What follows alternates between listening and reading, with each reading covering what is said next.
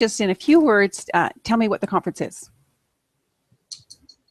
Well, the conference is an annual conference for English language teachers, and mostly those from Toronto and the surrounding area. We come together once a year and share information, mostly about 25 to 30 individual sessions from teachers across various sectors, including school board, private language, school, college and university, and Lincoln Settlement. And we invite international speakers to come along as well to share their knowledge and get us outside of just our little bubble of Toronto. So that's basically what TOSCON is. Excellent. So it sounds like it's appealing to a number of different audiences. Maybe first off, you can tell me what's different at this year's conference from previous conferences. Well, I'll start actually with there's some similarities. The last 3 years, we've had kind of a similar format in that we've had a day and a half, really, but you could call it 2 days worth of conference. So we have the Friday, which is day one, and it has a gala dinner. It has some talks and a lot of socializing and networking. And then day two, we have the full day conference, which is more the traditional one that TESL Toronto has been having for several years. And they have 3 sessions with a bunch of different talks covering a lot of different sectors. And we end the day with a plenary. So this year, the way it's different than last year is we have day one at Hart House, which is an historic building, kind of like Harry Potter in the University of Toronto. And we'll have 2 sessions of 45-minute talks before the gala dinner near Hart House, actually, at University College. And those are going to be surrounding the topic of research, and really how research shouldn't be something that is totally isolated from practice. So we've invited speakers who are going to try to talk about how to bridge ELT research with pedagogy. So there's going to be those 2 talks, and then we'll have the gala dinner like we've had for the last couple of years, and we'll be able to talk about the talks that we've seen. We'll be able to socialize with all of our colleagues, and it's a little bit more intimate actually than day 2, where there's no cap on the registration. We can have as many people as possible. So day 2, we have it at Sid Smith and New College, which is where we've been having it traditionally for about 10 or 15 years now. And there will be 3 sessions pretty much like last year and the year before. And in those sessions, we'll have mostly Toronto-based teachers leading them about what they're doing in their practice. And there's no theme for Saturday, it's just a conference for everybody. We'll also have a little bit of a light breakfast, and we'll have a nice catered lunch. And the way it's going to end tomorrow is or not tomorrow, but day 2 is we'll have a closing plenary by Jeremy Harmer, who I think is fairly well known in the ELT world. So it's our first time to have him here, and we're very excited. Excellent. So for those of us who may not know who Jeremy Harmer is, can you give us a little bit more information? Jeremy is a pretty well-known author, actually, in language teaching. He wrote many books, but the one I think most people would be familiar with, or at least notice first, is The Practice of English Language Teaching. I think it's in its 3rd or 4th edition by now, and it's been used in many TESL programs, including the one that I went through. So he really is I don't want to say guru, but someone who knows a lot about methodology and has really been speaking about methodology for a number of years. But he has a number of other books as well. You can go to jeremyharmer.wordpress.com, I believe, and he's also a musician on the side. So he's going to be talking a little bit about music during one of his talks as well. Oh, excellent. And you mentioned we have a couple of other keynote speakers. Could you give an overview of those as well?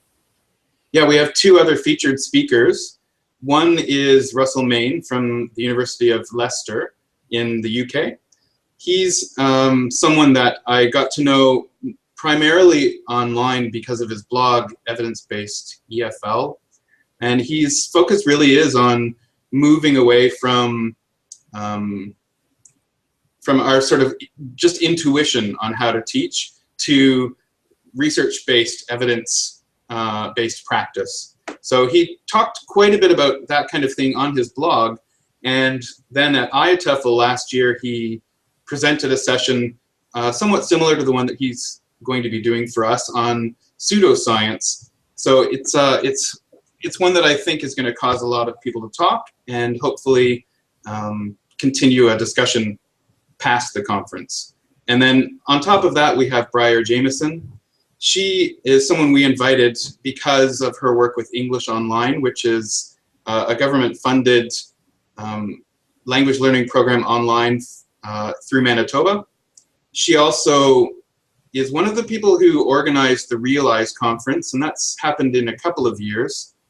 It's something that is Canada's first real web conference, and she does a great job, her and her team, and we wanted her to come and talk about her experiences with starting up an initiative like English Online and the Realize conference. Oh, sounds great. Mm. So it seems like you're talking quite a bit about the theory behind language teaching. Can you give me an overview about how much of the conference is going to be the theoretical versus hands-on workshops that I can take as a teacher, information that I can bring right into the classroom the following Monday? I would definitely say that the focus is actually on the latter. Yes, there is going to be a focus on research and how it relates to the classroom on Friday. And we encourage, really, I think the best sessions are ones that do mention research in some way, shape, or form to lay the foundations for why they do what they do in the classroom.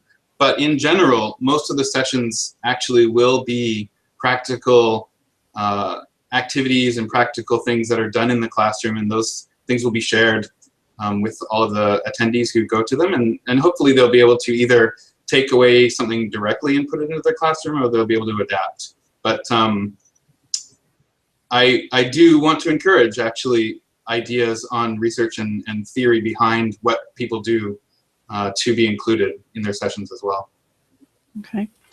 And one of the benefits of conferences like this is getting to talk with other professionals in your field. Can you just give again, sort of, you've mentioned it a little bit, but what are the networking opportunities at this conference? There's a lot, actually. If you go to day one, as I mentioned, I mean, aside from the fact that people will be collaborating and talking during sessions themselves, on day one, the gala dinner is largely all of the people who've attended day one really enjoying a meal together that's quite gourmet, and that's the opportunity really for them to socialize and network and talk with each other. Not to mention the fact that all of the TESL Toronto executive will be there, Jeremy Harmer will be there, Briar Jamerson will be there, Russell Main, all of the presenters on day one will be there as well. So hopefully the conversations will be able to continue from the talks into the dinner as well. And then on day two, of course, if you arrive a little bit before the sessions start at 10 o'clock, then we have a kind of pick up and grab kind of breakfast spread. And I think that's a good opportunity actually for people to meet each other and meet their colleagues and talk a little bit. Aside from that, there's obviously going to be some breaks in between the sessions. We have 3 sessions that day. And it's going to be really hard for some people to get to all of the talks that they want to go to. So inevitably, there's going to be something that you might miss, and you might have a half an hour or an hour free. And that can be a great opportunity to go to the exhibitor display, to talk with people there, to talk with people who are walking around, or even meet someone new who, you know, is sitting by themselves. And then, of course, we have the lunch. And the lunch is staggered this year, as well as it has been for a couple of years, to allow different groups of people to be going at different times to the lunch. So that's going to be, depending on your day, either a very short lunch, could be a half an hour if you're going to jam pack everything in, but it could be up to an hour and a half probably too if you choose different sessions to go to. So there's, I think, quite a bit of opportunity for people to socialize and network with each other. And, you know, after the conference, go to a bar and enjoy some time with each other talking about what happened that day. That's what I'm going to do. Excellent. And so in closing, for people that haven't got their tickets yet, how do you get tickets? How much does it cost? What are the details there? Well, everybody can go to bit.ly/TOSCUN15 and all the information's there. But to kind of quickly reiterate, if you're a TESL Toronto member, then it's $45 per day to attend the conference. And day one is almost sold out, so you really need to get on there and get your ticket as soon as possible. Day two won't sell out because there's no cap on the number of people that can go. So don't worry about that, but it is $45 per day. And comparatively speaking, that's actually a very, very good deal, especially since day one we have a nice catered dinner, and day two there's a catered lunch and breakfast. So there's 10.5 hours of PD really as well spread throughout there. And everybody else, it's $55 a day. So again, not particularly expensive. And you can choose to go to day one or day two or both days. And finally, on day two, if you didn't make it to the online registration, then we'll have on-site tickets as well for $60. Excellent. So I'll leave you now. Is there any closing comment that you'd like to make? I just really encourage everybody to come.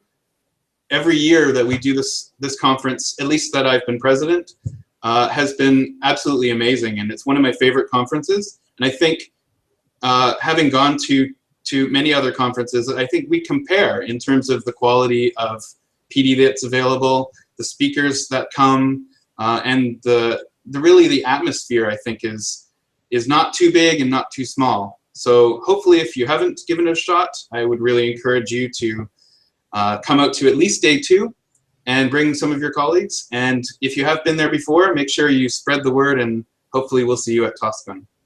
Thank you very much, Tyson. I look forward to seeing you there. Cheers, Linda. Bye. Bye.